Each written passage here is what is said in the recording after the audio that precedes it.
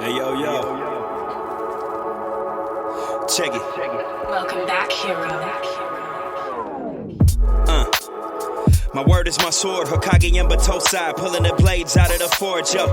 Prior to my knowledge of the Force, was thinking Jedi, but through obtaining holocrons from both sides, I'm under gray skies. Everything that glitter ain't kyber crystal, my mind to lift you. In this time we shine together, disarm your pistol, yo. Welcome to the SwordCast. My wordplay, my swordplay when blades clash. Welcome to the SwordCast. My wordplay, my swordplay when blades clash. Welcome to the SwordCast. My wordplay, my swordplay when blades clash. Welcome to the SwordCast. My wordplay, my swordplay when blades clash.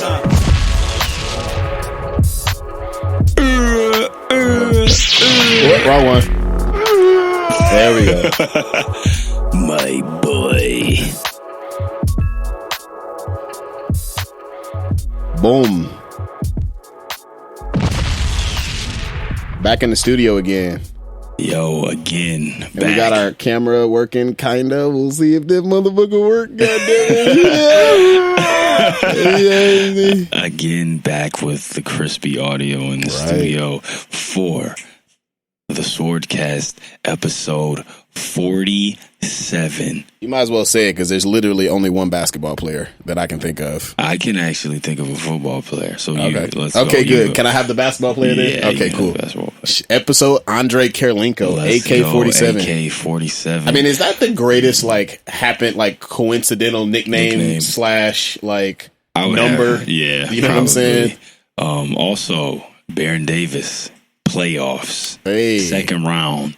2006 maybe, that Warriors team that put out the Mavericks. That's my favorite team ever. Baron Davis with the baseline dunk on Andre Kirilenko. Yeah, one of the nastiest dunks ever. Also, fun fact, first time I ever swore in front of my mom. I got the fuck out of here. Yo, so hold on, we'll get back to that story in a second, but we got to introduce our new. We got the new soundboard. Let's go. Joint on the soundboard. So one of the things, me and him we both been Melo fans. Shame on the league for trying to get Melo out of the league. This motherfucker can still hoop. Yes, and look, man, there's like a Carmelo Anthony apology form going around. Right. Guess who doesn't have to sign it? Us, because we didn't lose faith. No, the guy's a hooper. He always had game, always been able to play. Y'all just like following the internet trends and hating on people. Now, one of the funny things that's come out of that, and this is something that I've always known, but it's become like a popular thing that niggas are catching Melo grabbing the rebounds and swearing loud as possible. So that's what this is. I got the fuck out of here. I got the fuck out of here. I got the fuck out of here. Yo, I love it. So anybody come on the SwordCast with a shitty ass opinion? I got the fuck out of here. I got the fuck out of here. I got it. Get the fuck out of here. Man. I got the fuck out of here. It's gold. Episode John Lynch. Oh, hell yeah. Safety. Played for the Bucks, played for the Broncos. One of the hardest hitting cats ever in NFL history. John Lynch used to be out here trying to end people's lives. Yeah, he was nuts, man.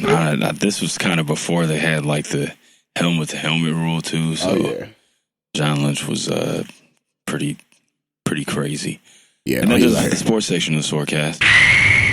Boy. All right, man. So episode 47 as we approach episode 50. I've been teasing it a little bit. I'm really, really hoping I can get this shirt done by the time. Hopefully at least have it up for order by the 50th episode. That would be amazing. So yeah, man, we're going to be hopefully dropping a shirt for the 50th episode. That would be dope. But what are you into currently right now, my friend? So I've been replaying Horizon Zero Dawn. That game is really fucking great. Fantastic. Shout out to Aloy, man. Aloy, yeah. Aloy, I'll say Aloy. Aloy. She got like the Spider-Man wittiness about her. Yep, she's got some wit to her. She's a strong, I have in my journey as we become more and more woke these days. As I put on my laser eyes, that's what we need next. We need a fucking laser eye. We need to get that. Yo, you know what it should be, bro? The new like woke imaging should be that Fist of the North Star soundbite. That's what we're gonna start doing.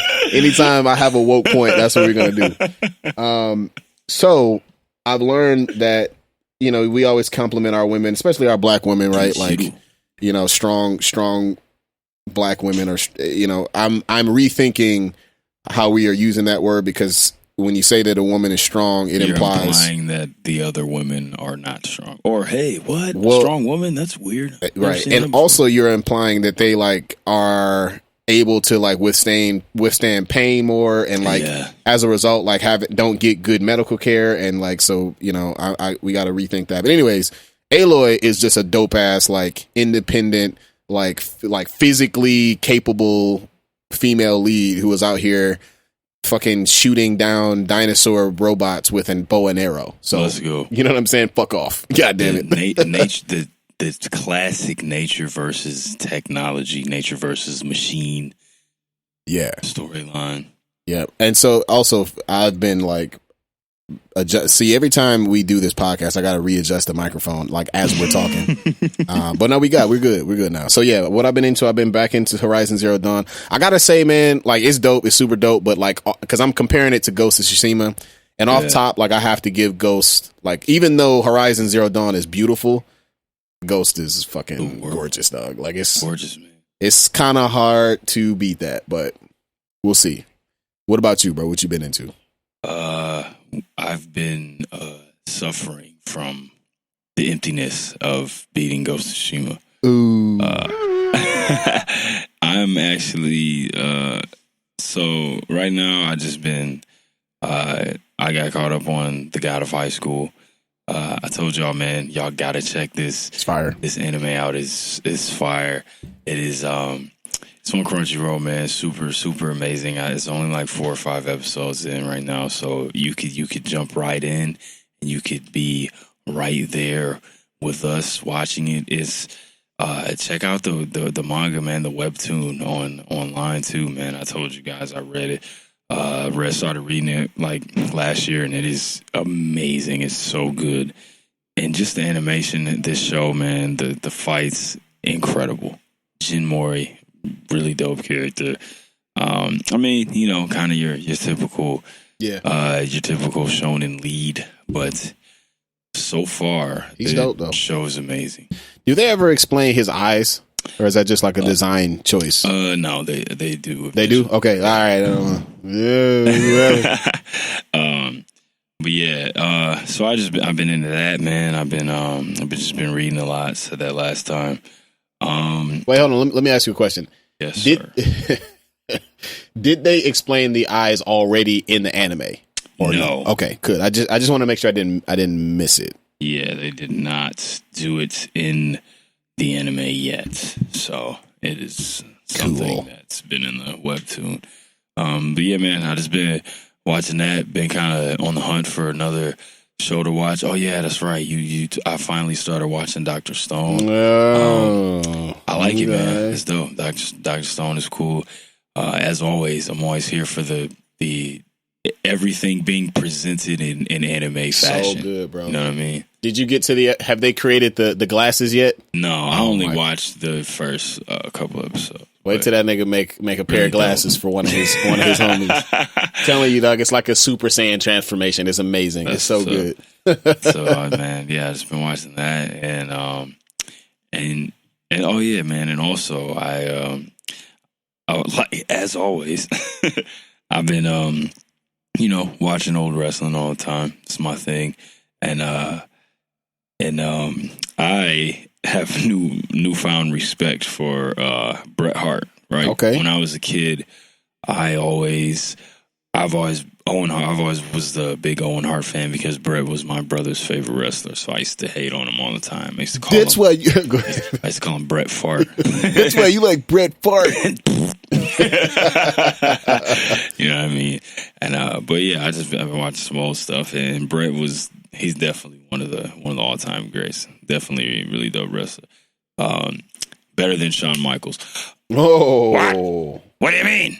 Yoga fire. Everybody likes Shawn Michaels. Sean, his gimmicks. He's a stripper. He's a beautiful white man with long hair. What are you talking about? What are you, a horse's ass? What are you, nigger? Oh, goodness. That's for you. All right. But yeah, man. So that's kind of been what I've been into on the video game front. My friends, I hope you guys take advantage of the Avengers beta. And I hope you guys download it. I hope you guys got a chance to play it. I'm just going to say off top before I get your thoughts. I am not in love with these character designs, man. Yeah. Captain America looks like a news anchor who That nigga is interviewing Captain America at an Avengers event. That nigga looked like So his he name. himself dressed as Captain America before he interviewed Captain America. That nigga looks like his name is not Steve Rogers, but Dennis Rogers instead. Or he looks like like Roger Goodell. That's what he looks like. Oh my god. Or yeah, the character Andy models. Rogers. The character models are definitely Sergeant America. Sergeant USA. Great value. great value Avengers. AF. All of them fools are super great value, super Kirkland brand Avengers out here. But yeah, Man, I just can't. It took me a minute to get past the character designs, but you know, even though the characters look horrible, what did you think of the Avengers beta? I thought it was dope, man. I liked it a lot. I thought the gameplay was good. I thought that. What else did I think? I thought that I mean, we said this offline. It really reminded me of Marvel Ultimate Alliance, but like not cartoony, but like serious, like good graphics. Right. You know, the formula is not brand new. Like we've played games like this before, but the good news is games like that are fun. Yeah. Also, Low Horizon Zero Dawn in there with the way that Iron Man shoots his repulsor blast. I think that's pretty cool. The way it kind of, it's like that thing where it kind of goes to the side and zooms in a little bit, and you see like the side of his body. Yeah, that's pretty cool. So every character has a like a ranged attack as well, which I thought was dope. Like even Miss Marvel, her ranged attack is just like fists. Like she just fucking punch you from far away. So and you know every character has like their special. So like Hulk has like his rage mode, and there's like a bar that builds up. So it's cool. I liked it. I mean, there's still I mean, the beta was pretty big. There was like 6 or 7 missions you could play. It was much. I'm trying to think if I've ever. I don't know if I've ever, because I usually miss out on every beta. This might be the first one that I. The only beta that I remember really making a big deal out of was the For Honor beta when it first came out, like in 2015. I was on that shit heavy, super heavy, but damn, Epic Spider. But yeah, this was a good beta that I think the game will be cool, man. Like I don't think it's going to be game of the year. It's not going to be better than Cyberpunk. It's not going to be better than Ghost of Tsushima, but a lot of people I thought was hate. I mean, I think for a lot of the reason it was because of the character models. Designs, man, they look terrible. They still look whack. They wasn't trying to pay Tony Stark that extra, or Robert Downey Jr. that extra check. Tony Stank. Yeah. Yes, that's definitely Tony Stank. Erwin Rogers. Thud.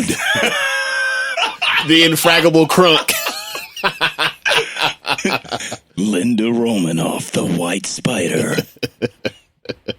Who are we missing? Target.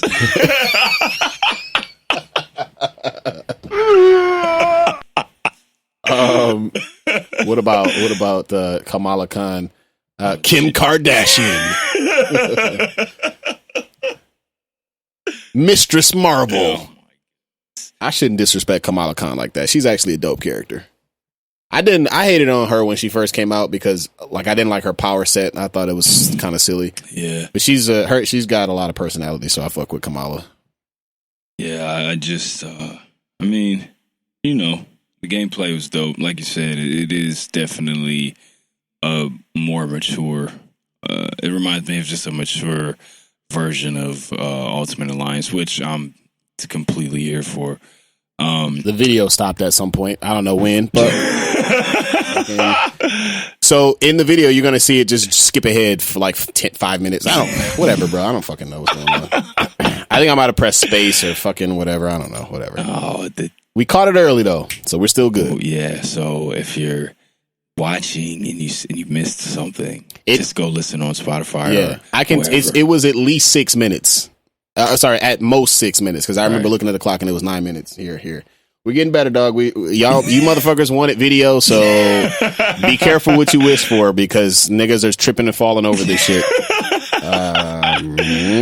Whatever. Oh man. Anyways, but yeah. So with the Avengers game, Sony obviously with the massive flex of having. I mean, it's not even arguable, right? Like the most popular comic book character ever in the history of comic books is Spider-Man. And they have Spider-Man as a PS4, as a PlayStation exclusive character for the game. So the game it's not a PS4. It's not a PlayStation exclusive game. I need to stop saying PS4 because PS5 is on the horizon. Yep. But it's not in 2 months, bro. Yeah, it's not a PlayStation exclusive game though. So if Xbox is to try to combat Sony a little bit here, what character do you think they should have as their exclusive character, if they can even get it? But what character do you think would kind of? Which, I mean, it's Spider-Man, so it's tough. But what character do you think they should get? So I have read that there is not going to be another exclusive character, which kind of sucks. But if there were going to be one in a hypothetical world, I think I saw the suggestion online, but it's hard to beat it in terms of getting close to the popularity of Spider-Man. You got two options in terms of who's hot right now. You either got Deadpool, who would make a really good, because him and Spider-Man got that really dope relationship, or Wolverine. I think those are two really good choices, and I mean, it's crazy because just as a OG Deadpool fan, it's crazy to even hear his name come up as a suggestion for something like this. Yeah. No, look, man. Another reason why I'm excited about this game is that it's they're building a Marvel video game universe, and who doesn't fucking want to be who doesn't want that? Right. That would be. They can tell some dope ass stories. They don't have to worry about the continuity with the MCU. Mm-hmm. They don't have to worry about the same rights. I think he's trying to get past it. They don't have to worry about that, but I just hope that that doesn't mean that they won't. You know what I'm saying? I hope they don't try to do stuff and match everything up with what's going on in the movies, because they do that sometimes. Jeez, Captain America just looks so whack. He does. He's the one that looks the worst. I think the Hulk looks fine. I think Thor looks okay. I think Natasha Romanoff looks okay, but Cap is the one that looks fucking awful. He looks like Roger Goodell. He does. He looks exactly like the commissioner of the National Football League. Right. What? But yeah, man. So if you guys got a chance to play the beta, man, let us know your thoughts on that. But about a million episodes ago, we started this 10-day anime challenge, and then we only did 4 days of it. So we back on it, bringing the return of the 10-day anime challenge. Boom. Day 5. By the way, we're late. Day 5. What's your favorite rivalry in anime history. So there's some really good ones, right? I mean, so like the nature of shonen anime sets up a ton of these, right? So you got Naruto Sasuke, you got Jin and Mugen, you got Goku Vegeta, which I think, right as I'm thinking about it, I think that's the one that's at the top right now, just because I root for Vegeta really hard and I fucking can't stand adult Goku. So here is you idiot. you idiot. Kakarot. I need to look up a name here. So as much shit as I talk about, well, actually, right. Hey, well, actually, about Food Wars, there's one character whose name I can't quite remember. So Food Wars has, so the main character, Soma, has like 3 or 4 different rivals. So yeah, you can hear Soma. So he's got I think his main rival is the dude with the smelling ass nigga. What's his name, man? Fuck. I'm gonna see it and then I'm gonna be like, oh, whoops, I'm an idiot. Trash. Oh, shit. Dog. Okay, yes, Akira. Man, I'm a fucking idiot, dog. Hayama. So Akira Hayama is he's the rival. I think he's positioned to be kind of like the Sasuke of Food Wars, and his gimmick is that he is a great cook, just like, I mean, obviously, but his thing is that his sense of smell is so cold that he can like perfectly, like, just by the sense of smell, he can pick out the right spices, the right seasoning, and he can also smell exactly when his food is done, so he doesn't have to like time it or anything. This nigga just be sitting like this and just be, you know, the classic ass anime like pretty boy pose, and then like it's done. Yeah, and then just like, so I think that that's a dog ass rivalry there. And it's not like antagonistic either. Like them niggas, like, sometimes were cool. Sometimes that's dope though, because I mean, you know, you see sometimes the rivalry is the two characters like hating each other, and like early Bakugo and Deku. Yeah, but sometimes it's about just kind of pushing each other, but then also being there for each other when it matters and when you guys need to stick together, right? So that's kind of like, I love Naruto, right? Everybody knows how much I love Naruto, but the Naruto and Sasuke thing as a rivalry, I just don't like it, because it went from this whole thing where, yeah, when they were kids, absolutely, they were kind of rivals, but at the same time, it was like kind of a forced rivalry, because Sasuke just did act like he didn't care. Right. You know what I mean? And Naruto was, and then they were rivals at that time, but then Sasuke left, and then it became more of a, I have to get my friend back. We're best friends, and then I was always like, fuck that nigga. Like, what made you think you guys were friends? You know what I'm saying? He's gone out of his way to disparage you at every turn. Exactly, bro. So I didn't understand that. But my favorite anime rivalry is definitely when it comes to, you know, characters pushing each other but also being there for each other. It's got to be Jin and Mugen. For sure. My favorite is Jin and Mugen. I mean, two characters who met, fought, hated each other for a split second, but then also instantly realized that they needed each other to survive. And also couldn't kill each other either. Yeah. So, you know what I mean? And also couldn't kill each other because they had a common goal to get Fu to her dad. And I guess that's kind of a mild spoiler for like a 20-year-old anime. So I hope you've seen it already. But so yeah, that's my favorite anime rivalry. But moving on. 90s nostalgia. Oh shit. 90s. We need a 90s nostalgia jingle. Well, since we don't, I'm gonna just play this one again. I got the fuck out of here! Anytime somebody come to us with a bad opinion, bro. I got the fuck out of here! Well, hey, well, actually, I got the fuck out of here! That's the response to the hey, well, actually. Box out. Right. So, yeah, man. So, sticking with some 90s nostalgia, this is kind of a tough question that I didn't think about at all for myself. So, of course, naturally, I'm going to throw you in front of the bus and have you answer first. As we are always seeing things get rebooted, and there's always mixed feelings, right? There's some that you like, there's some that you wish they would have not touched, there's some that they do touch and they should have left it alone. Not because the original was so good, but because they just did a terrible job of rebooting it. And then you know, as grown-ups, we need to understand that sometimes these things are for the children, not for us. I feel very strongly about that. Stop hating on Teen Titans Go, y'all. That shit's funny and good. Shut up. I don't want to hear it. It's like I'm so tired of that argument, dog. One, it's hilarious. Two, it's good. It's flat out good. Yeah, and it's for the kids, man. So stop getting mad. But yeah, bro. So right now, 90s nostalgia style.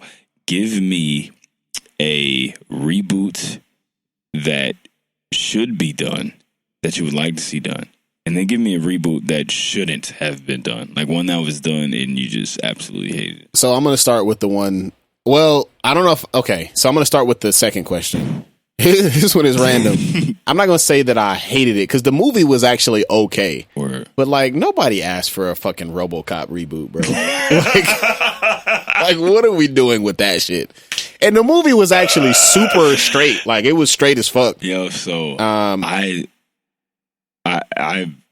had no idea. You didn't know there was a RoboCop movie? Where was that? There was a RoboCop movie that came out in like 2012 starring... Where was I at? I don't know. Doing more important things, I'm sure. It's starring, I think it was Joel Kinnaman. Oh my goodness. Officer Murphy. That nigga got shot the fuck up. You remember that shit, dog? Get shot like 6,000 Bro, that nigga got fucked up. As fuck, dog. He got he got blasted to chili. To meat. They literally didn't have nothing left except for some, like, ground beef to put inside of the RoboCop costume, dog. That nigga is just a sausage casing, nigga.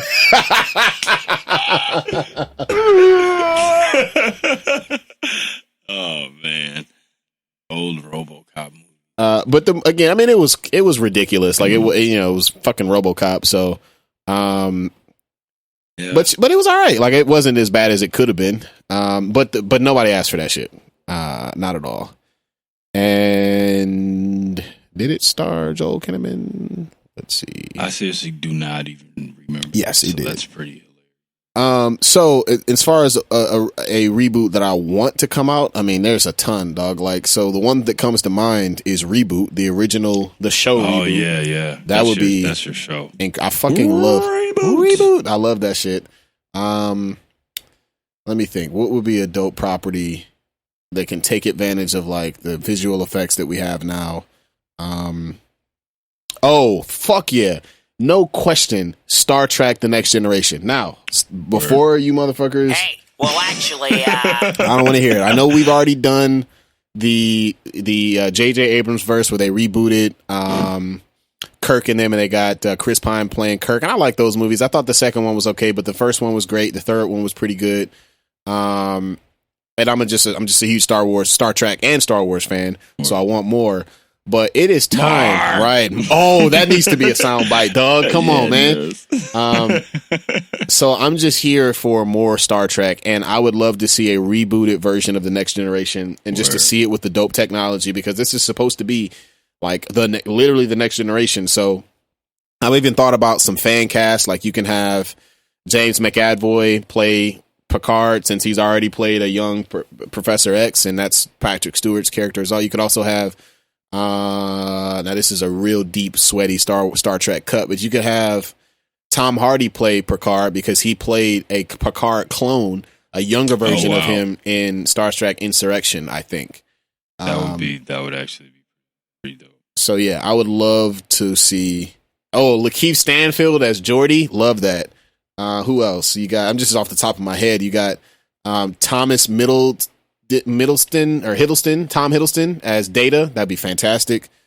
A generic big black nigga for Worf. Get a generic handsome white man to play fucking Riker. Greenlee, Eric Greenlee. Shout out to Gary Greenlee, but Eric Greenlee.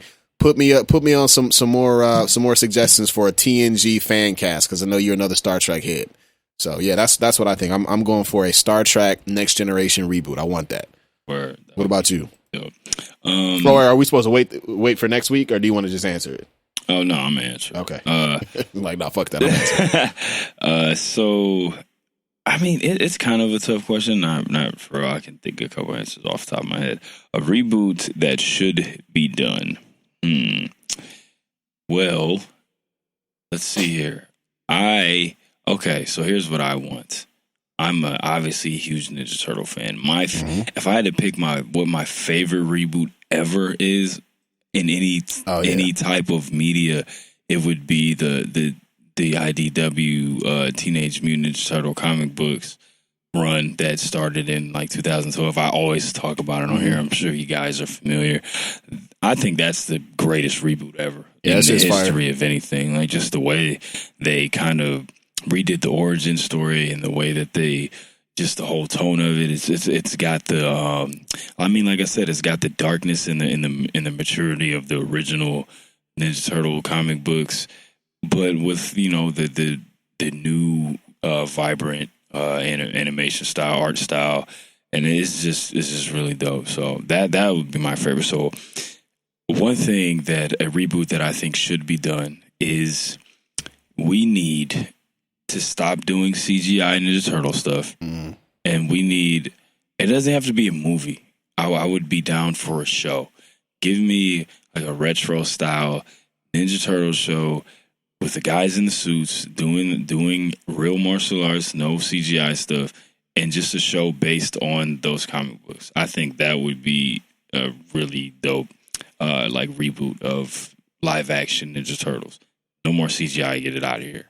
Cloud, what are you doing? Are you eating some wood? Eating the couch.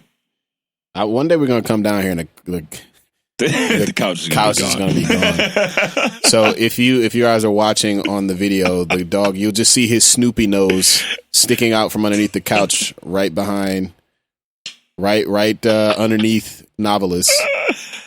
He's eating the couch, man. See, look, getting some scratches. There you Finally, go. He always. Every time I made the mistake of establishing a game as soon as I met him. Right.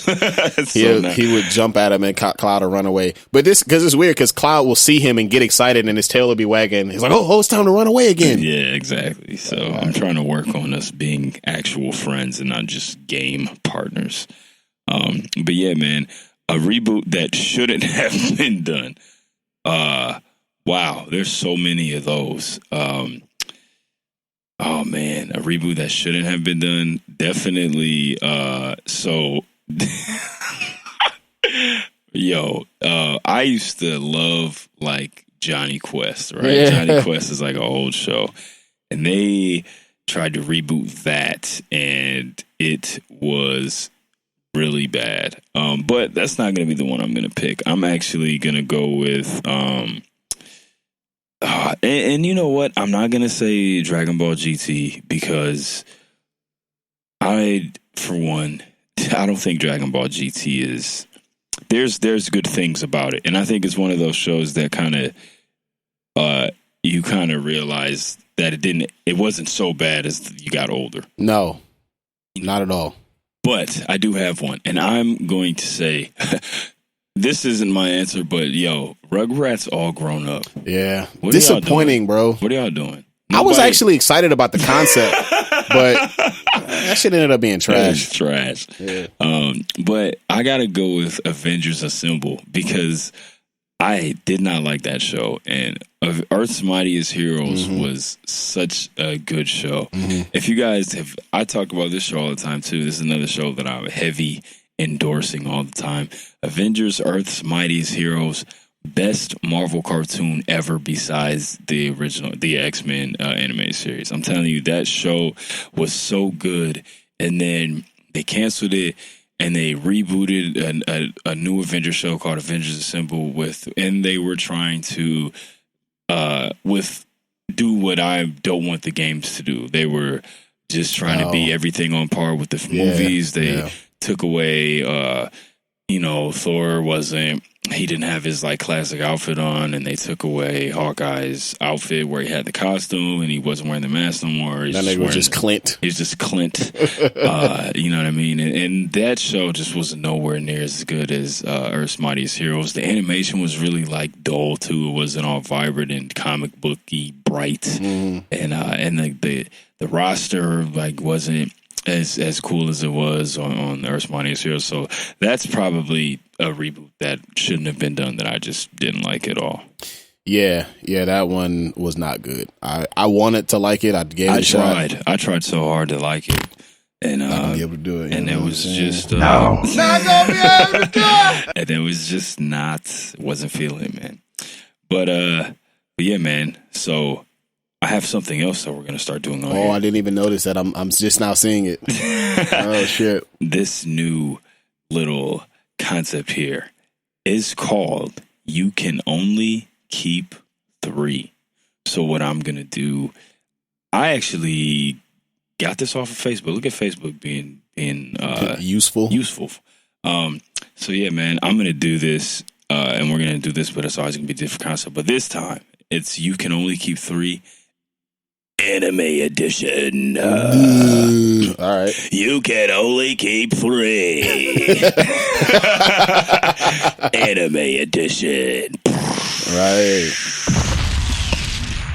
Exclusive. Do you have the link? Can you tag me in it? I can't, but I will send you this real quick.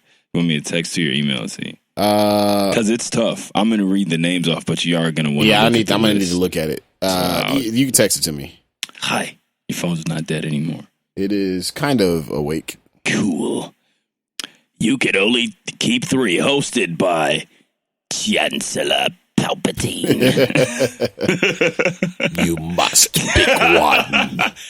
You can only choose 3, my boy.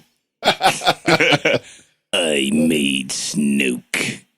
Now choose your 3 anime now. Holy shit. Okay, let's take a look. This list is it's pretty bad. Yo, fuck this. Alright. You can only pick 3. And these are the choices. I'm telling y'all right now, everybody listening, it's nothing but classics on here. Oh my God. You can only pick 3 of these. We got Full Metal Alchemist Brotherhood. We got Naruto. We got Boku no Hero Academia. We got Attack on Titan. Goodness gracious. We got Cowboy Bebop. We got Samurai Champloo. Yes.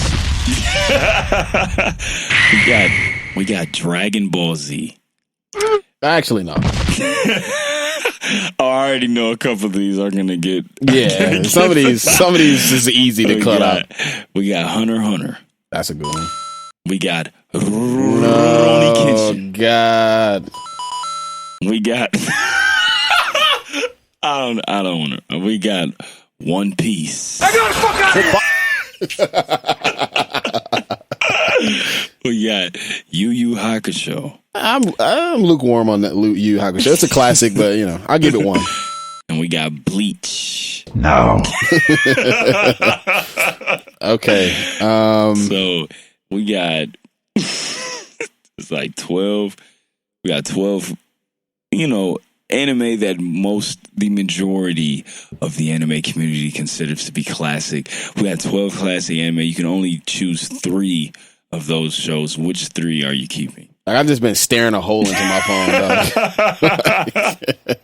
All right, so Samurai Champloo is an easy keeper. Word. So it's going to come down to 4. It's going to come down to tough. For really 5, but I think we might probably have the same issue here. Yeah, it's gonna come down to 5. So there are some really good ones. Like Dragon Ball Z is obviously a classic, but like I'm looking at the future going ahead, right? Like Dragon Ball Z has already made its point. Full Metal is a great one. It's a good intro anime, but it's not in my like top 2 or 3. Yeah. So it's gonna come down between Samurai Champloo, or that's already in. It's gonna come down between Cowboy Bebop, My Hero Academia, and Rurouni Kenshin. It's tough, man. I can only keep 2 of those 3. Jeez. And I think the one, just for the sake of moving to the future. I pity you.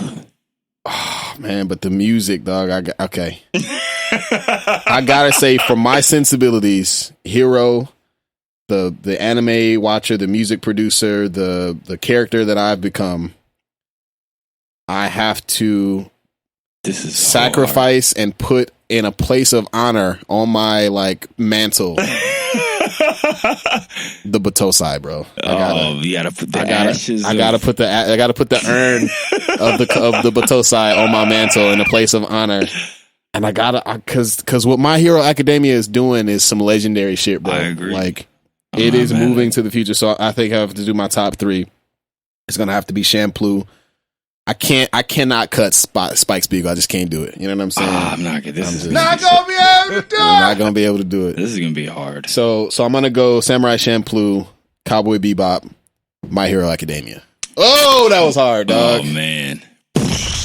Right, man. Fuck. Oh jeez, that was hard. That was hard. You didn't even do it. That was hard for you. If you think it was hard to watch, think about what it was to do. Actually, I don't have to. You're going to do it right now. All right, so I'm going to try this. Just right off top, my top 5 favorite anime of all time are right here. Are all on They're this all list. on this list. Every single one of them. So Full Metal Alchemist Brotherhood, classic. When people ask me to recommend anime for someone who's never watched anime before, that's always on that short list of shows that I tell them they should watch. Mm-hmm. Naruto, obviously an all-time favorite of mine. That's My Hero Academia. If we're talking right now, that's probably my favorite anime right now, besides Demon Slayer. Attack on Titan. That's another one that when people ask, to recommend shows for someone who's never watched anime, Attack on Titan's another one that's always on that list, because that pilot episode in that first season, man, it's something that just Christ. Yeah, it just gets you. It gets you for sure. It gets you, and you have to watch it. Oh my goodness, Cowboy Bebop.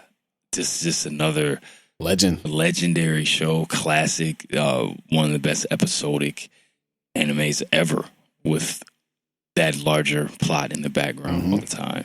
The music, man, I'm telling you, bro. Jeez. Samurai Champloo, I mean, it's no secret, that's my all-time favorite. Everybody knows that. Dragon Ball Z, legendary. Right. Legendary. Hunter x Hunter.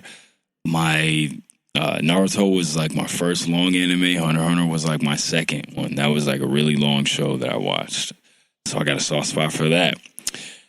Rurouni Kenshin. Oh my goodness, this is terrible. Yep, everybody knows how much I love that. One Piece. One Piece can die.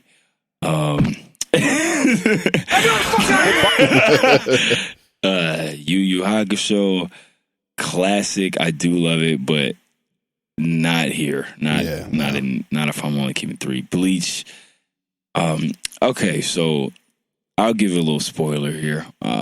We have recently made Tales of a Samurai Part 4. Hey, okay. I have to admit to my people that are listening to this, that are also fans of my music, it is the best Tales of Samurai song ever that has been made. And I had to watch my Bleach, and I had to educate myself on some Bleach to write one of the verses for this song. And I do have a newfound respect for Bleach, but it can die here. I got the fuck out of here. So, with that said, and this does not help. This still comes down to like 9 shows. So the first one, all right, bro. So I got my mantle here of ashes of my fallen favorites, comrades. Who'd you have to sacrifice? I gotta sacrifice. Oh my goodness, bro. Okay, I gotta sacrifice Dragon Ball Z, man. Childhood, love it, but it's going up on my mantle of so Dragon Ball. My Dragon Ball and Hunter are gonna be on my sacrificial mantle for sure. Off top. Mm-hmm. The first one that's a shoe-in is Samurai Champloo. No doubt. Yeah, that's a no doubter. Samurai Champloo. First ballot Hall of Famer. First ballot Hall of Famer. It's in there. My second one that is no doubt in there, it's Naruto. It's Naruto for me. That show changed my life. Kakashi's my favorite character ever. It's the first manga that I ever completed before the anime finished. I got too much Naruto history, so Naruto's in there. So I got one spot left. Oh man, okay, I got one spot left. Attack on Titan. I loved the first season, hated the second season, loved the third season. So Attack on Titan can die. Oh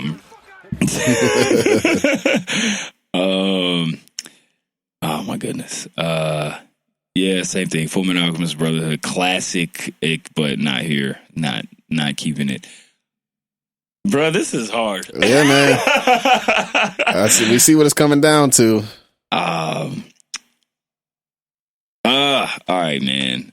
It's coming down to the last two. Is what I'm reading from you is you got to make a decision between the Batosai and Spike Spiegel. I do, bro. And it's not going well. I got to pick between these two. I think.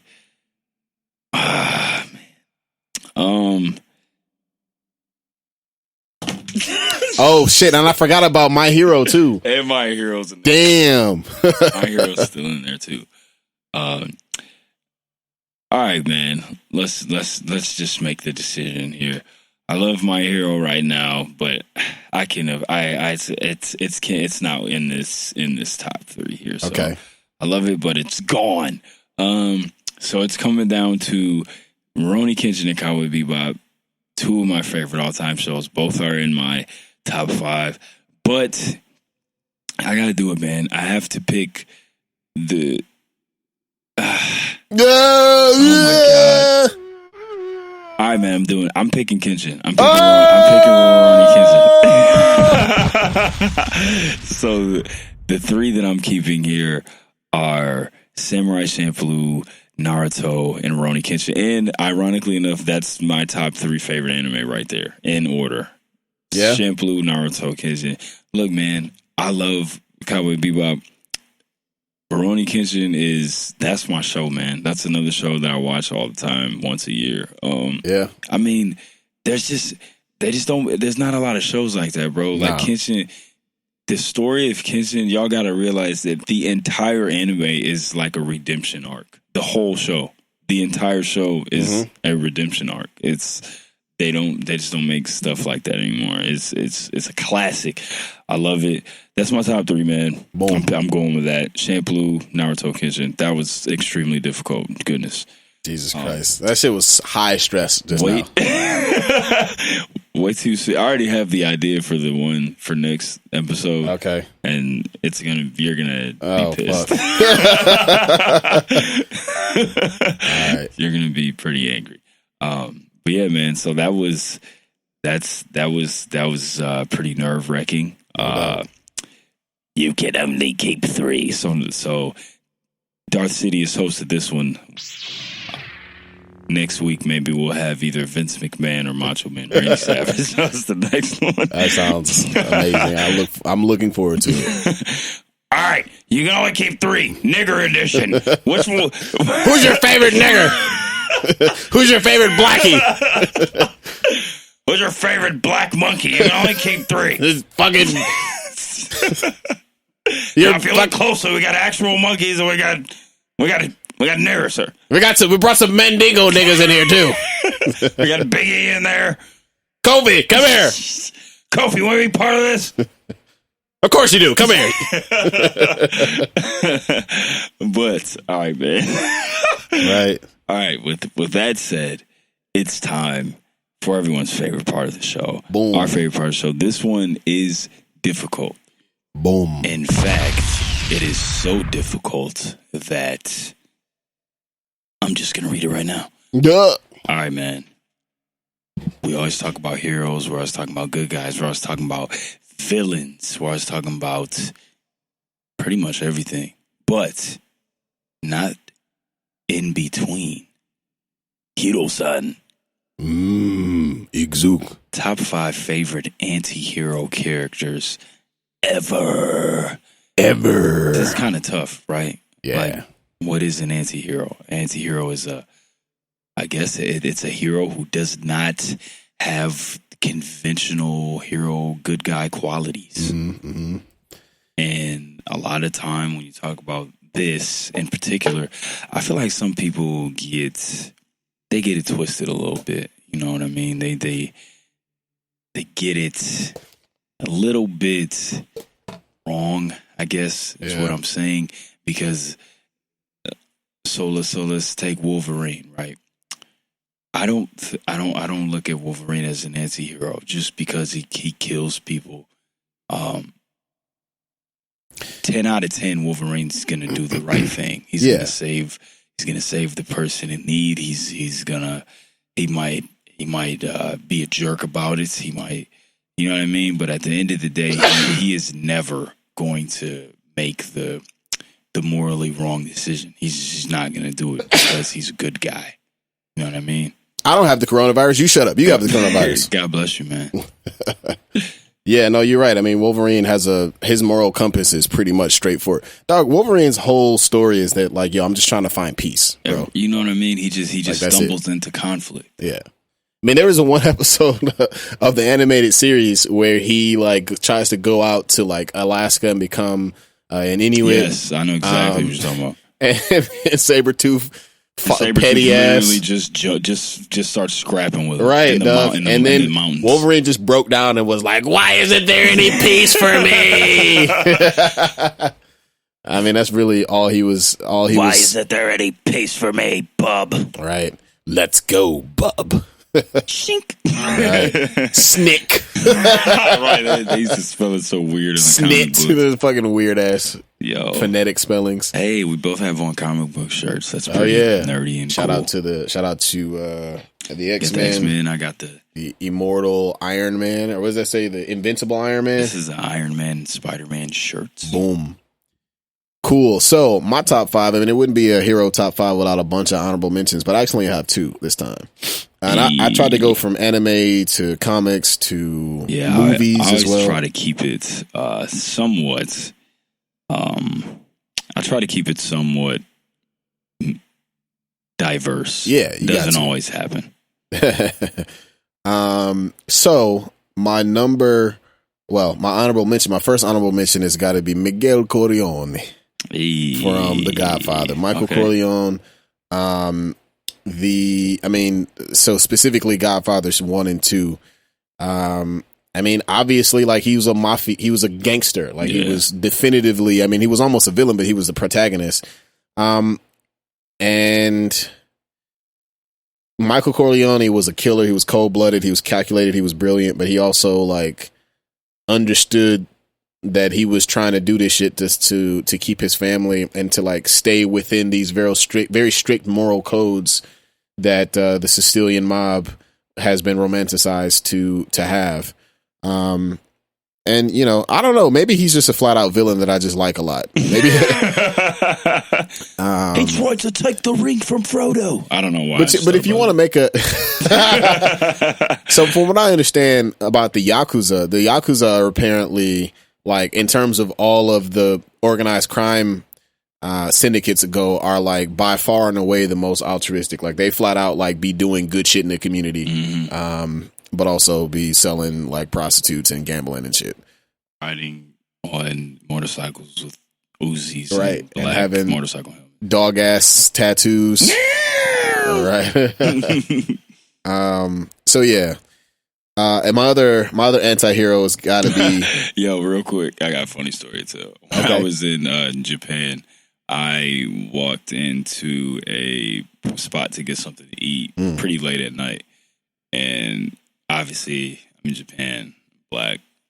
I walk in there. Oh, America-san. Well, I walk into the spot and everybody just like stops and they stop what they're doing and they stare at me. Yeah. And the whole time I was just like, oh man, this is sorry. I hadn't dealt with anything like that the whole time I was out there. But plot twist, I think they're staring at me. I look behind me. There's a guy who's got tattoos all over his face. Holy shit. And they were staring at that guy. Oh. They weren't staring at me. Dog, shout out to Japan for being like more progressive than I thought in that moment. Yeah, it was pretty wild. I was like disappointed, right? Yeah. I had been there for a few days and I hadn't had anything like that happen, so I was kind of like, oh man. And then I literally was about to leave and I like turn around and there's this dude behind me, got tattoos all over his face. Yeah, got a bike helmet in his hand. And they actually staring at that guy. Yeah, man. I mean, I'm glad to hear that because there's no secret that Japan has a weird relationship with. And it's not just black people. There's definitely racism there for sure, but it's also like it's a very xenophobic by nature since it's a pretty homogenous country. Yeah. There's just not a lot of other there. Although what I'm understanding, I got some friends that live in Japan. That's changing a little bit. Right. And like, I'm happy to see that there's a little bit more progressiveness when it comes to how they treat or it's not even how they treat. Cause it's not so much disrespect. It's not the same kind of racism that you see in America. It's more like just, I've never seen that before. Mm. And like, I'm shocked. I'm shocked. And I'm like not culturally sensitive to know not to stare or ask to touch your hair. You know what I'm saying? Man, I'm sure you got that nonstop. Man, this kid, it was a kid. I was in a 7-Eleven out there, and I was buying like some toothpaste, and this little girl was behind me, and she was pulling on my pants. I just turned around and I smiled at her, and she was like pointing to my hair, and I was like, and I just went like this and let her touch me. Here you go, little Japanese Nippon girl. So yeah, man, before I get into the top 5, I gotta also shout out to Captain Jack Sparrow from the Pirates of the Caribbean movies. I'm Captain Jack Sparrow. Captain Jack Sparrow. Why is the rum gone? Why is the rum always gone? So just a great character. Sea turtles, mate. Sea turtles, mate. Shout out to what was that dude's name? With the pork chop sideburns. Yeah, I'm mad because I'm not gonna remember because I haven't watched those movies in a really long time. He was like the best character almost. He really was. His first mate. Anyways, I love Jack Sparrow. Yo, that one when they go find him and he's sleeping and they dump someone. Yeah. He just wakes up and he just freaks out. Start cussing somebody out. I used to be really obsessed with those movies. That was one of my favorite series. The first one I think is the best one. Oh, for sure. It's not even close. That part where he's it just I always liked it because I'm a fan of Pirates of Dark Water, the cartoon, and just that the first one, the Curse of the Black Pearl, just really reminded me of that show. 100%. So yeah, Jack Sparrow's dope, an amazing character. The character is so good that like I feel like Johnny Depp is suffering some because he still is playing Jack Sparrow in almost every role, and it's like he just can't help himself because it was just such a great character. So, anyways, bumping into the top 5, I'm gonna start number 5 off. I'm really really happy with this top 5. Starting off with a femme fatale. Has since become a member of the Bat family. I got to go with Catwoman. At number 5. That is a great pick. That's a great pick.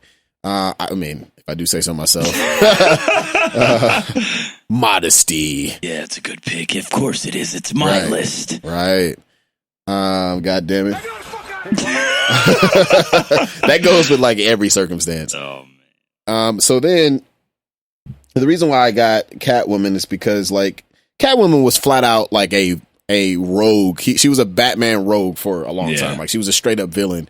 But always, she did it because she was poor and like rob from the rich, give to the poor type, Robin Hood mentality, a cat burglar, like only, I don't know about only, but I know she targeted like Gotham's elite, And she was just kind of trying to make a point, like, yo, fuck you niggas. Like, we are out here, especially in the one of the interesting parts about the Dark Knight Return or Dark Knight Rises was her role there, where she kind of like foresaw, like, the poor eating the rich, essentially, which is that's a really kind of,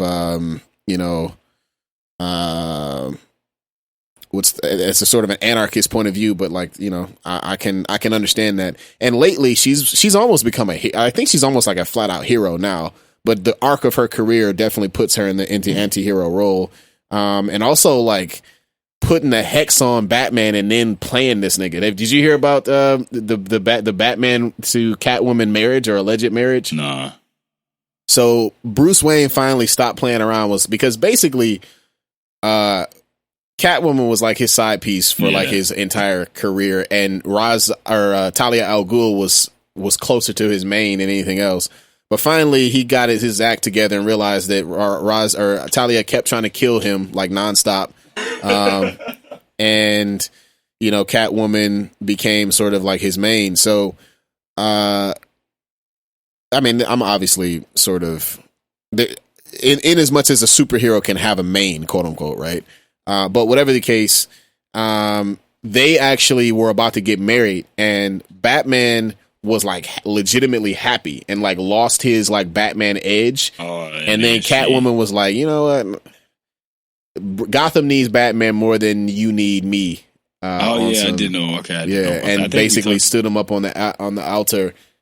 Because like without that like pain, which sucks, man. Like it's like without that like pain and like mental illness, Batman is not effective. So like, I'm gonna be your peace. Nah, fuck that. You don't deserve any peace. You need to go out and still be depressed and kill and break Blum's arms for basically no reason. Where are they?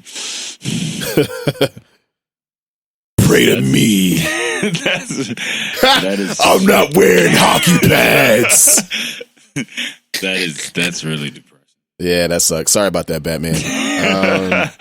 Still got that white privilege, though. Yeah. And, Catwoman kind of played you a little bit. So, So that said, moving on to number 4, I got to go with someone from my favorite anime of all time. I got to go with Mugen. I was almost not going to put him on the list, but, we talked.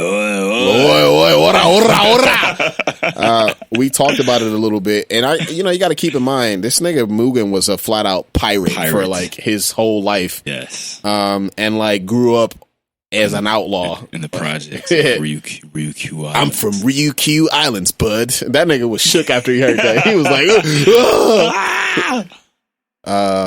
so yeah, man, you got to put him on the list. One of my favorite characters ever.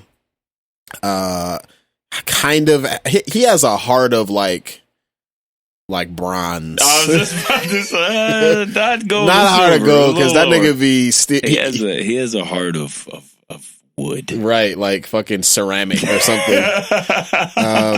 He can be press ganged into doing the right thing if necessary. A great guy with a heart of cubic zirconia, right? But he's positioned in and like he had plenty of opportunities within Samurai Champloo to be a hero, and like did on several occasions, and like kept his words somehow. Like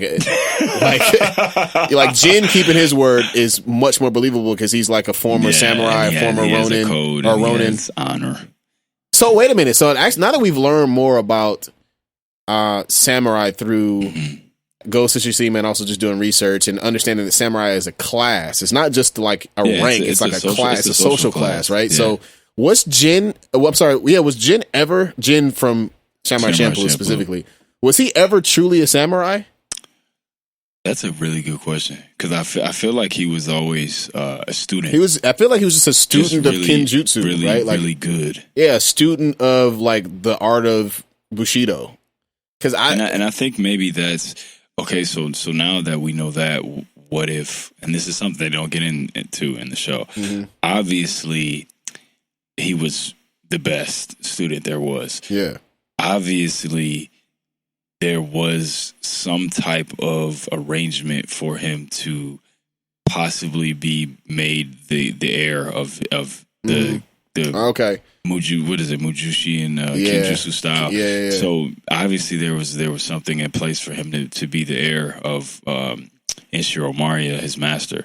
So maybe he could have become a samurai. Maybe he was like on par to become a samurai, and maybe that could have been, you know, why he was so frustrated, because he was like living this poor life on the street as a homeless Ronin when he was like right almost on the cusp of being royalty, but they were trying to make him a government dog. He was like, yo, I'm just realizing how close that plot mirrors Kenshin. It does. I didn't even realize that till just now. Yeah, bro, it does. And the God Hand, I can never think of his first name. Kadia. I don't know what his other name is, but he was. I mean, he worked directly for the shogunate, so it pretty clearly implies that he was like of samurai class and rank. So anyways, got to go with Mugen there. Certainly not a samurai at all. That nigga just could scrap with a sword and knew capoeira somehow in 15th century Japan. And he was like a Division I athlete, bruh. Dog, I'm like throwing 150-mile-an-hour fastballs, dog, and just like top end speed, NFL level, NFL wide receiver, running back speed. All right. So into the top 3. I love this pick. This is, I think, the sexiest pick of all the ones that I have right here. I'm gonna go with V from Vendetta. That's a great pick. Remember, the 5th of November. The gunpowder treason and plot. That's fire. That's a great pick. What's the rest of it? I can think of no reason. The gunpowder treason should ever be forgot. You want to talk about let me think about V of V from Vendetta is a movie it was a comic book first, but it stars the other guy. Is that Viggo? Not Viggo Mortensen. No, I always get them confused. It's the other one. Agent Smith. Yeah. I always get him and Viggo Mortensen confused. I'm sorry, Edmund. I know you're spinning in your chair right now. Yo, man, shameless plug. Shout out to Edmund. Y'all, Art of Rufus at Art of Rufus. Yes, I took it upstairs, but we buy stuff. Hugo Weaving, yes, support dope art. Dude's name. Hugo Weaving, yeah. So, Mr. Anderson, also the Elf King from Lord of the Rings. Yep, sneaky good actor, man. He's a fantastic. I want him to do more stuff. I don't know if it's sneaky, but no, he's great, and he also played fucking Red Skull in Captain America. Oh my goodness, he did. Who had the most random appearance of all time in Endgame. That actually, so I also read somewhere that wasn't actually him who voiced in Infinity War for some reason. Oh, okay. They got, I don't know, I guess they didn't pay that nigga or something. Anyways, so yeah, no, V is dope. So like the concept behind the character, this is like in an alternate future where there's like a radical right-wing fascist government in place in London, and it's like super... That's weird. Man. Wow. So yeah, and like I think hopefully I'm not getting these movies confused, but like they've censored everything. Like art is censored. Like I'm talking like Nazi level right wing fascism, and right. And V, I don't remember his backstory, but he was some sort of like super soldier or something that has a terrible accident, gets burned, and wears like a Guy Fawkes mask. And his goal is to try to incite a revolution. And his whole point is that he wears the Guy Fawkes mask because in the 5th of November, there was a plot to blow up Parliament back in like the 1800s as a radical revolutionary revolution to like uproot that corrupt government. And so he was trying to like do that again. It's just that movie was just fucking great. I think it was like Natalie Portman's best role, maybe, in my opinion. I mean, yeah, probably. Well, some people, serious movie motherfuckers, might say that the shit that she's doing now that she's like an indie film darling these days. But I really loved her in that role. I think that's one of my favorite movies. Now that I'm thinking about it, it's probably in my top 10, top 12, maybe. It's a really good movie. It's a fantastic film. So shout out to V. And he, like, I mean, this nigga was murdering niggas and like assassinating government officials and like fucking like senators and shit. Like this nigga is definitely not a hero, a anti-hero firmly, no doubt. Vigilante. All right, and so here's my top 2. Another sexy pick here. I got to go with Gambit Remy LeBeau. Oh. Yeah, man. So Gambit okay. has always been one of my favorite characters. Now, you might say, what about Gambit? Gambit was in the X-Men. He was. You said that really in a really, that was funny voice. Right. I got caught in between like doing the like ashy nigga voice. Yeah. But also like Gambit's accent as well. It's a mixture of the Gambit, the Bayou.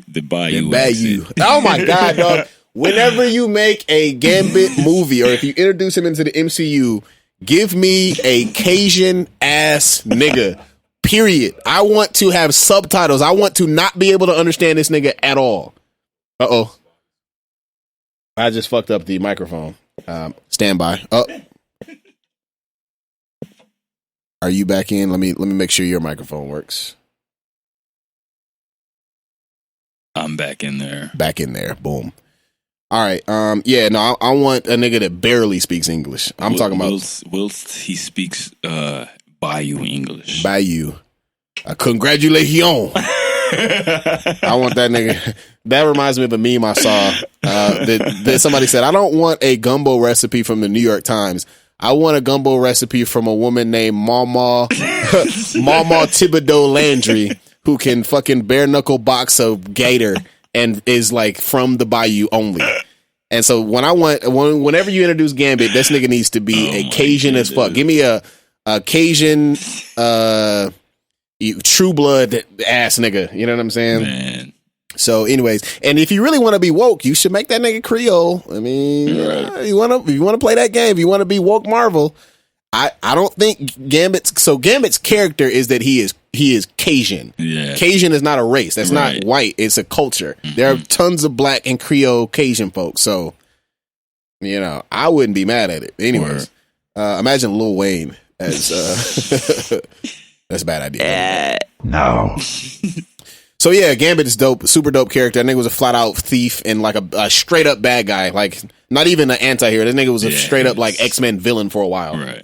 And so him and never kind of like them never being sure if they could trust him because he's sort of a slick talking, you know what I'm saying, smooth talking ass nigga. And also one of his powers, a lot of people don't know, he's got his you know, the kinetic card, the kinetic energy, but also a secondary mutation is he's got his literal, like this nigga's power is his swag. Like he literally is so swaggy that like he intoxicates people. Like he literally, I'm not even bullshit. Like an actual power is that he has the power of persuasion. Like he can talk you into doing whatever. The power of swag.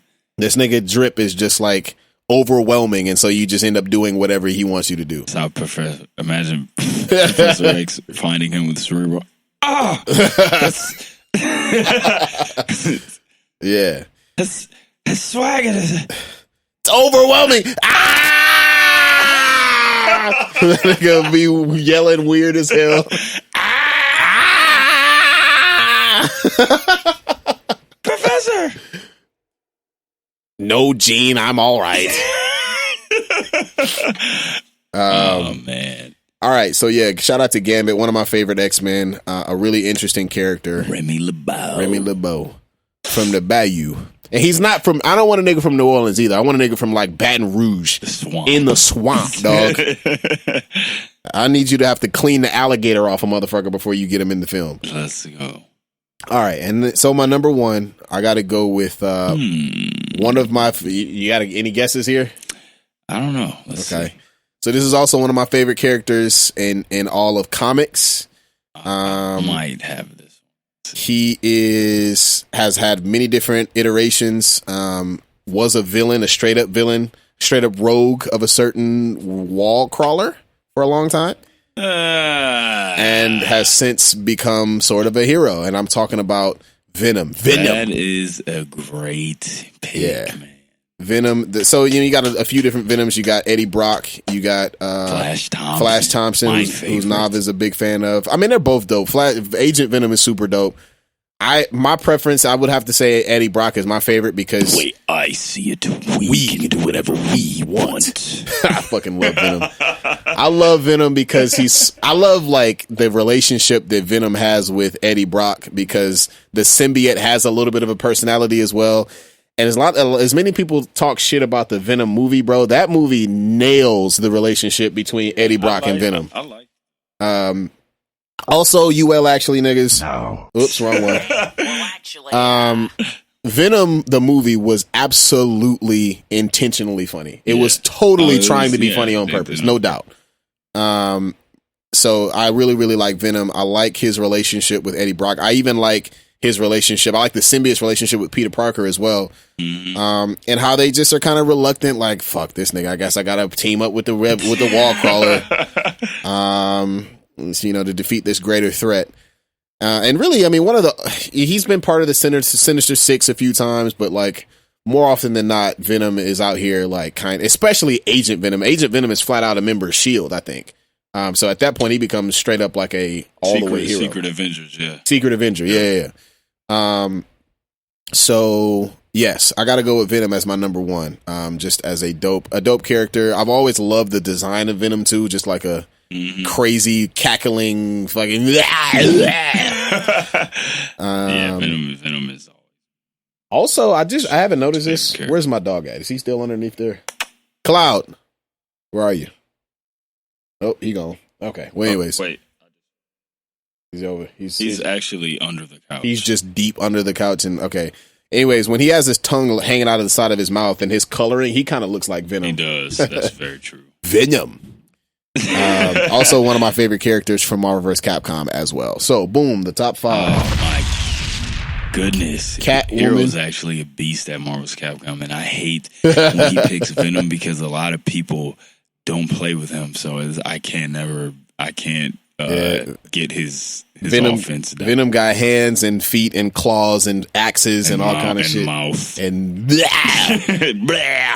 Venom. Yeah, he's the tough. Shout out to fucking Saber. Berserker Claw. Or no, I'm sorry. What did he say?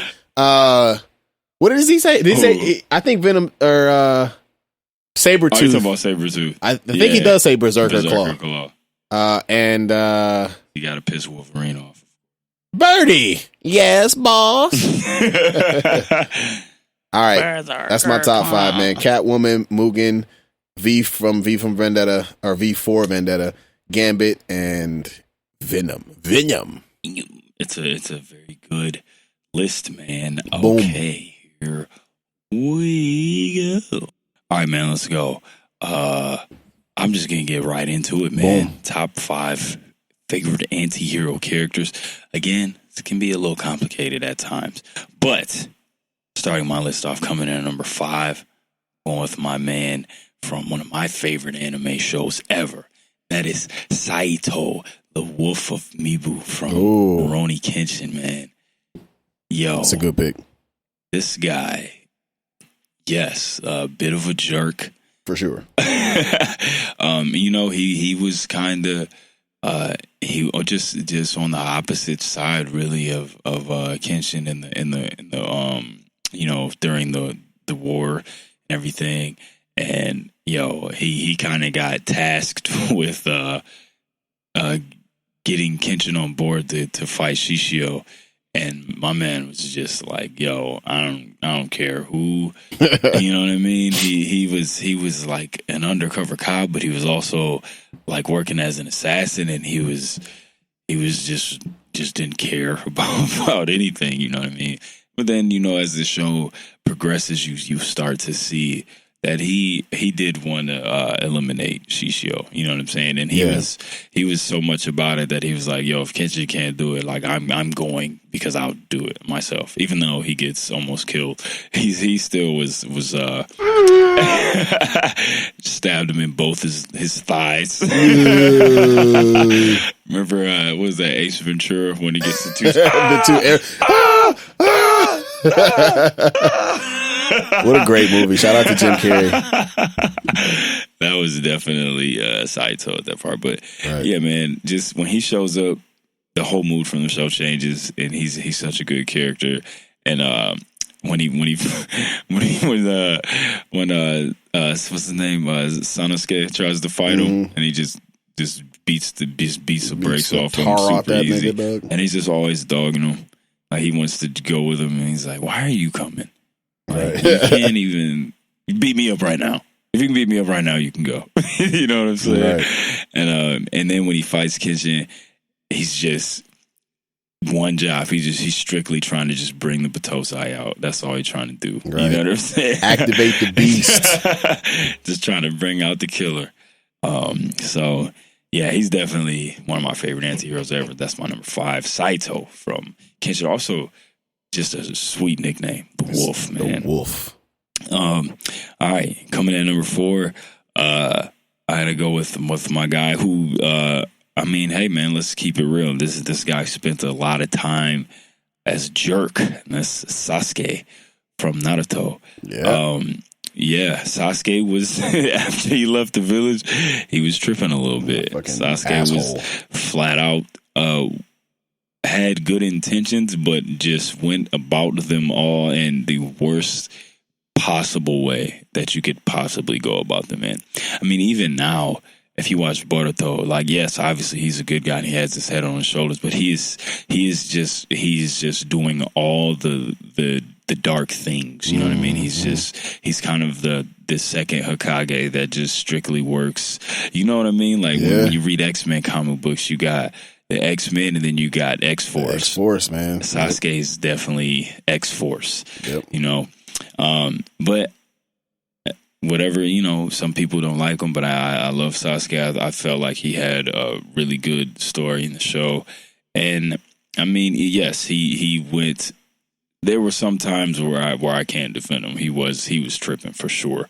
But I mean, he had every right to. You know what I mean? Yeah. You can't say that he wasn't. You can't say he didn't have the right to do the things he did and feel the way he felt about the world. So, I mean, even at the very end, when Sasuke still being an anti-hero, you know what I mean? He's still like, yo, I mean, even after we beat Kaguya, I still am going to kill you because we got to finish this shit. Because I want to be Hokage and more run things the way I see fit. You know what I mean? So, shout out to Sasuke, man. My number 3. From my favorite movie of all time. Okay. And you know what? We did our villains, and I had her on the villain list. But now that I think about it, you know, I would change that because she's definitely more of an anti-hero than she is a straight up villain. And that's Jin Yu from Crouching Tiger, Hidden Dragon. Let's go. My favorite movie ever. She's my second favorite character in the movie, only behind Lee Min-bai, the GOAT. But Jin Yu, man, you know, I love her story. Her story is amazing. She was just really, everybody thought she was like this innocent girl. Psych, Swordmaster.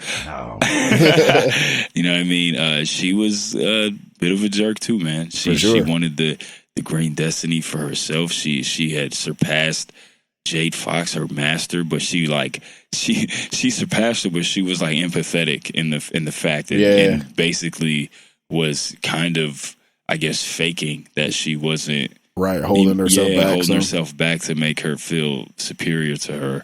And but yeah, obviously bit of a jerk, you know, steals the sword, doesn't really come around until the end, you know what I mean? But it wasn't she was acting out of more so rebellion than just villainous behavior. You know what I mean? Yeah. She did go to that one tea house though and just wreck shop. Dog, that's probably my favorite scene in the movie. One of the best fight scenes. Just keep it real. She killed. Oh yeah, she was throwing niggas off balconies and shit. She killed a lot of those guys. Yeah.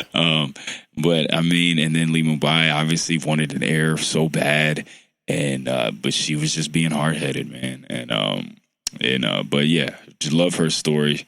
I think we talked about this last week, but it reminds me of Master or Sensei Ishikawa from Ghost of Tsushima for sure. Yep. Yeah, man, very similar story there. And he wanted heir. She just wanted to be selfish and just have the sword. She didn't really want to learn. She wanted to.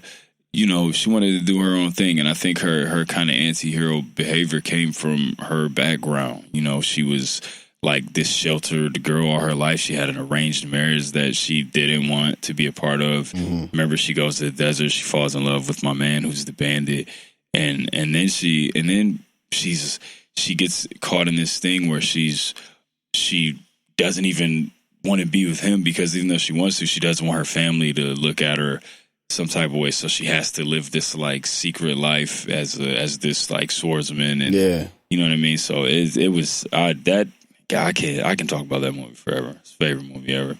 What a great character. Jinyu doesn't really come around to the end to be a good guy, but you know, anti-hero style. My number 2. I go back and forth with this one a lot, but since I have been down with this character for so long, he's going to make my list as an anti-hero, and that is Deadpool. Hey. Look, man, before Deadpool became this funny, haha, I'm going to mutilate myself every comic book panel character. Deadpool was a mercenary, man. Killer. And he was just doing things for the coin. Goddamn. he was I mean, if you read some of the old Deadpool stuff, he's got some cool fights with Wolverine, and sometimes it's just because he's like, yo, I mean, you're on this list. Somebody hired me to kill you, bro. You know, basically, literally, you know, if you're familiar with Deadpool comics, he used to go to, I think it was called Hell House or something like that. I don't remember. But they used to go to the bar, and that's where they would kind of get their little merc assignments from. And he would just kind of be like, all right, cool, you know, killing whoever, whatever. Damn, I got Wolverine again. Right. And now, I mean, I can't kill this. You know, this nigga hard as hell to kill. And even in his earlier stories, you know, he has like these battles in his head of like, it's okay to be a good guy, and he's like, I can't do it, you know what I mean? So, and also like going to great lengths to shit on the X-Men at every turn he can. Like, absolutely. No, you fucking nerds. I'm not you. So yeah, but in the days before this like comedy Deadpool character, he was definitely an anti-hero. He's a mercenary. He's just killing people for money, and didn't have much of the morals. So that's my number 2, Deadpool. Man, I love that first Deadpool movie. I did like the second one, but the first one just hit it right on the head. No, the first one was perfect. It was the perfect amount of comedy, but also scrapping action. Yeah, sweet and action. Like, it like told the story. Like his relationship with Colossus is exactly that relationship that he has with the X-Men. Like, don't kill him. Are you crazy? Right. Fuck this nigga. And they'd be like, what are you talking about? Right. Man, such a good that part where at the end when Colossus he starts talking to him, and Deadpool's like, it was like 4 or 5 moments, and then he's talking and he just shoots him anyway. It's hilarious. And then Colossus is like about to throw up and shit. Hilarious.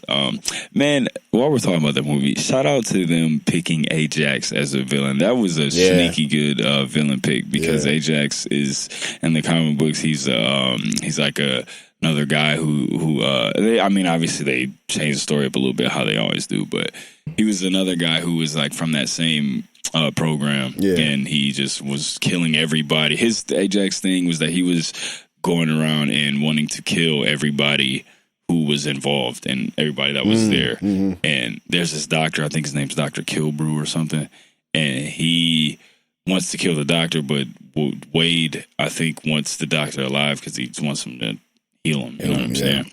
But yeah, shout out to Deadpool number 2. My number 1. What do we got? I don't know if you guys saw this coming. Look, man, everybody knows I'm a huge G.I. Joe fan. My number 1 is the Arashikage Master. That's Storm Shadow. And I said before, Storm Shadow's not a villain, man. This guy kind of had the same, like, I guess, the Bucky thing, right? I mean, Cobra, they brainwashed him, you know what I'm saying? And he was, so his they tell the story different all the time, but Storm Shadow's thing was, obviously, he's in a Arashikage clan, him and Snake Eyes together. His master gets killed. And when this happens, Snake Eyes joins the Joes or whatever. Storm Shadow ends up joining Cobra because he is under the impression that Snake Eyes is the one who had their master killed. You know what I'm saying? So that's why he hates him, and they have like that cool rivalry going on. But then Storm Shadow finds out that Zartan, who is a member of Cobra who can like change his appearance, and he's like a shapeshifter, and he ends up finding out that Zartan is the one who killed him. So then him and Snake Eyes kind of have this team up thing where they get back cool with each other. So Storm Shadow, his time in Cobra was basically it's always so he can find Zartan and kill him. But at the same time, he's still doing all the Cobra missions, and he's still, you know what I mean? Murdering and pillaging and shit. He's still murdering people and still doing the Cobra things. Just has his own, he has his own goals and stuff. But it's a really dope character. I love both of them. I do love Snake Eyes and Storm Shadow, but if I have to be honest here, Storm Shadow he's the better character. He has way more layers. He has much more of an interesting story. I'm here for that. But Snake Eyes is my favorite, but I love them both. But like I said, Storm Shadow he's the better character. Yeah.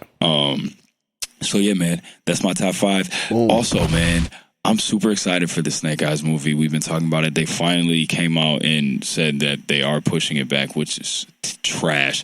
But I kind of figured they were, because the movie was supposed to drop in October and they haven't done anything. They haven't put out a trailer. But is it done shooting yet? Or? Yeah, Henry Golding is the guy who's playing Snake Eyes, which is super dope because they have it's like a mad Asian cast, and they even changed Snake Eyes to an Asian character, which I think I'm here for that. That's really dope. Wait a minute. I thought Storm Shadow was the one that was white. No, Storm Shadow is Japanese. The Rashikage is his family. That's his family clan. Okay. And Snake Eyes was a white guy. And what happens is, and like I said, they tell the story different all the time. But Snake Eyes, he comes back from being in the army, and his whole family dies in a car crash.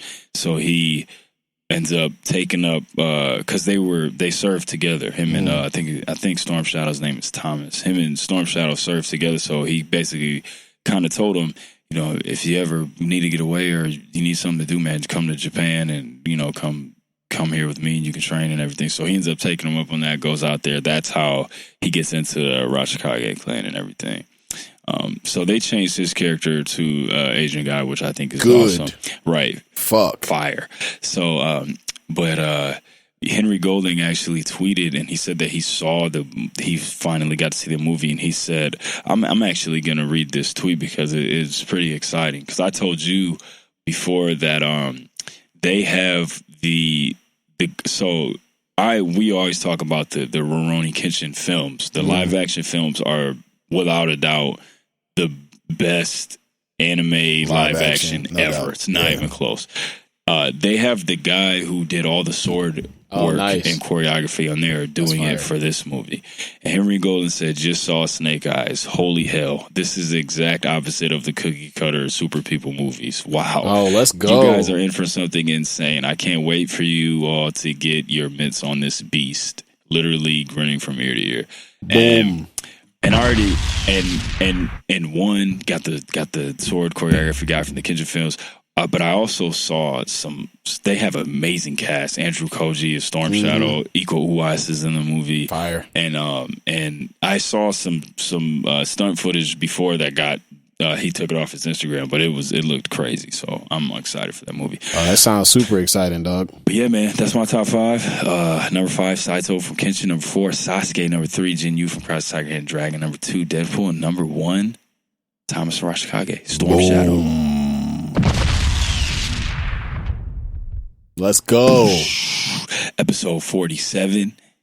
In the books desk. Look, man, if you guys are listening on Spotify, make sure you guys follow, or whatever you listen to it on, make sure you guys follow us on Instagram at the SwordCast Pod. Comment, follow us. Write us messages while we're on there. We check it, man. We're looking for suggestions, whatever you guys want to hear. Also, man, we're going to pick, we haven't decided what we're going to do for this 50th episode. But if we do something involving fans, make sure you guys are on there and talking to us, man, and letting us know how you guys feel about the episodes and everything. YouTube, we do have the video up. If you guys are watching on YouTube and something got cut out because we're still dealing with some difficulties, just go over, just head over to Spotify or something and listen to it, man. We appreciate y'all. We're approaching episode 50. That's crazy. Thank y'all for listening. We love y'all. Peace. Check it. Welcome back, hero. My word is my sword, Hokage and Batosai, pulling the blades out of the forge, yo. Prior to my knowledge of the Force, was thinking Jedi, but through obtaining holocrons from both sides, I'm under gray skies. Everything that glitter ain't kyber crystal, my mind will lift you. In this time we shine together, disarm your pistol, yo. Welcome to the SwordCast, SwordCast. My wordplay, my swordplay when blades clash. Welcome to the SwordCast, SwordCast. My wordplay, my swordplay when blades clash. Welcome to the SwordCast, SwordCast. My wordplay, my swordplay when blades clash. Welcome to the SwordCast, SwordCast. My wordplay, my swordplay when blades clash.